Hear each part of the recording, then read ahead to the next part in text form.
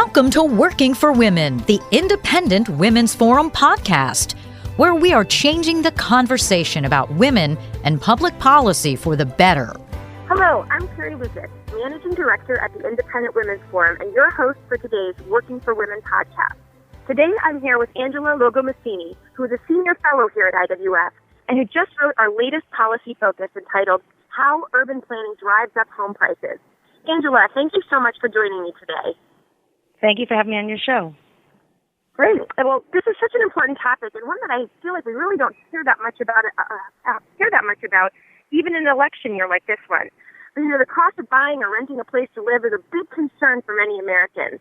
How much we spend on housing impacts how much we have left in our budgets for other needs, whether that's foods and necessities like clothing or extras like vacations.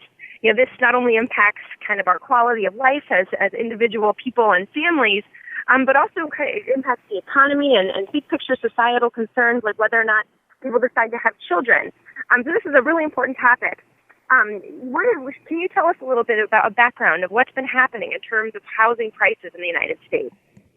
Well, you see around the country, especially in the big urban areas, that prices are, again, back up very high. And in fact, a lot of places, even during the housing bubble collapse, prices have been really high and unattainable for a lot of Americans. Not true in every city. It has a lot to do with what's going on in particular cities, particularly in California and different areas based on their public policies, not simply a supply and demand problem. Yeah, no, that's really interesting. So, what is it about? If there's, I think we all know that kind of there was a big housing bubble and the housing prices collapsed for a while.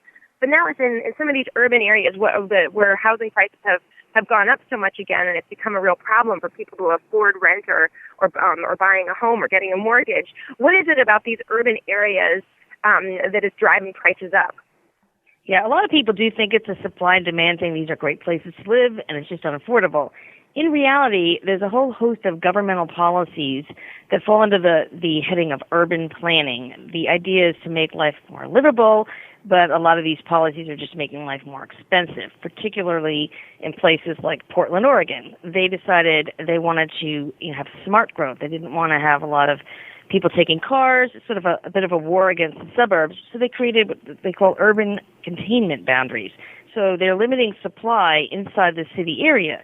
You can't produce new housing in that area, so it's very tightly limited. They can expand it a little bit, but they have never expanded it enough to meet the demand for people who want to live there. So if you cap supply and demand continues to go up, it becomes less and less affordable. This benefits the wealthy who already own homes, and it harms the poor and the middle class who are just want to live in a nice area like Portland, Oregon. So these type of policies are just capping the supply, and people are just being locked out of the marketplace. Well, that's interesting. I know that there's a lot of times, people don't want to, public policy makers, whether that's, actual elected officials or kind of the bureaucrats who get to create all these regulations, they don't want to burden individual people. So instead, they try to put some fees on builders or homeowners, building owners. What happens when those fees are imposed on builders? Yeah, the irony is they say they're limiting builders or whatever, but really they're limiting all of us, as you know. And so they put these regulations on. Right now, smart growth is the big thing, limiting where people where houses can be built, and they're using a whole host of policies, traditional policies, where zoning, just simple zoning regulations to limit the number of people who could come into communities by limiting lot sizes. And things of that nature. There's also a host of what they call affordability programs, and they say, well, we're going to make housing more affordable by forcing builders to provide a certain number of units when they build a new development for the poor. So they're going to sell those under market. Well, what ends up happening is they have a lottery, and a few people get a cheap place to live. Oftentimes, it might be somebody who's temporarily poor, like a student, or somebody between jobs. They get a really cheap place, and everybody else in the building is going to pay for that.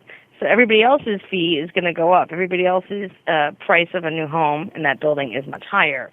So it ends up just, again, creating more pressure to bring prices upward for everybody else. Well, yeah, that's interesting. It's kind of frustrating. I feel like so often, we hear about trying to make businesses pay or to raise costs on builders, which are supposed to be an unsympathetic group. But then, as we've seen in so much of life, whether it's health insurance or grocery prices, food prices, anytime you raise prices on manufacturers, it ends up being passed on down to consumers. But what about, I know in some cities, I used to live in New York City for a while, and I had a few lucky friends who had rent-controlled apartments. Do programs like that end up helping people that make cities' life more affordable? Yeah, so that was the traditional approach. They would control the rents. What ends up happening is the few people who have those, they hold them forever. And then the building managers and the building owners can't maintain the buildings properly, so you end up having urban decay. And the poor people can't get properties because the wealthy people who own these rent-controlled apartments forever, they just sublet them or they just hold on to them. If it's really cheap, why would you give up your luxury unit even though you've moved out to the burbs anyway? But you like to have something in the city, so people hold on to them. It's really a racket that... It's a war against the poor, if you will, because it's only benefiting the politically organized. Yeah, that's funny. That's exactly was my experience in New York. I had a friend whose grandmother had a rent-controlled apartment, and she was wealthy and had long since moved out, but she kept this apartment and gave it to her.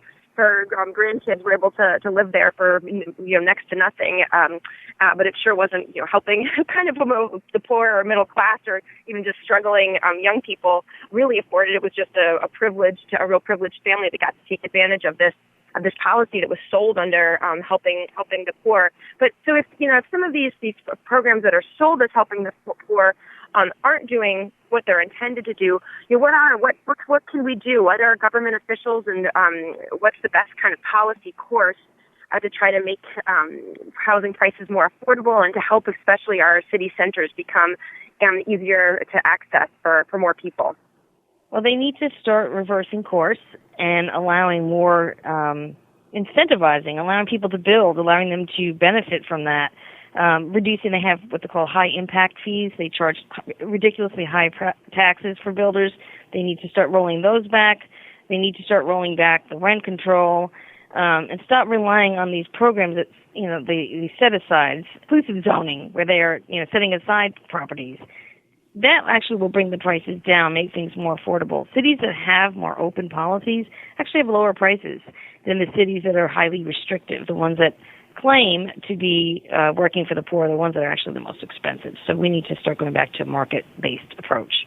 Well, gosh, that's really interesting. This is such a good, important topic. I really appreciate you writing on it, and I hope you can cover it more. I'd like to, it's just interesting to know what kind of policies are out there working, and we would hope that some cities would start moving in the right direction.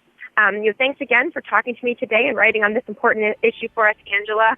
I've learned a lot, and then for all of you who are out there listening, thank you for joining me. This has been another edition of IWF Working for Women podcast. And you can find more about this topic and many more at IWF.org. If you enjoyed listening to this podcast, please give it a thumbs up, share it on social media, or stop by IWF.org for similar content.